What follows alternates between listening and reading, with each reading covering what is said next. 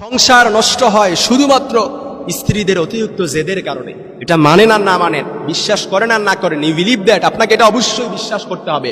অনেক স্ত্রী আছে স্বামীর সাথে অতিরিক্ত জেদ দেখায়, অনেক স্ত্রী আছে স্বামীর অসুক্রিয়া আদায় করে, অনেক স্ত্রী আছে স্বামীর সাথে তর্কে লিপ্ত হয়। মনে রাখবেন, ইবলিস শয়তান সব সময় আপনাকে ফুসলায় যে স্বামী স্ত্রীর দ্বন্দ্ব লাগানোর জন্য, স্বামী স্ত্রীর দ্বন্দ্বটা এটাকে একেবারে বাড়াতে বাড়াতে বিচ্ছেদ পর্যন্ত নিয়ে যেতে। কিন্তু আল্লাহ তাআলা চায় যে স্বামী স্ত্রীর সম্পর্ক অটুট থাকুক, স্বামী স্ত্রীর বন্ধনটা এটা মজবুত থাকুক, এটা আল্লাহ তাআলা চায়।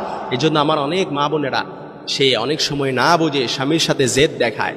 সে স্বামী যে হুকুমগুলো করে সেটা মানতেই যায় না। সে বলে আমি তালুকদার বংশের লোক, আমি মজুমদার বংশের মেয়ে, আমি ভুইয়া বংশের মেয়ে, আমার উপর কর্তৃত্ব খাটাবে। এটা তো মেনে নেওয়া যায় না।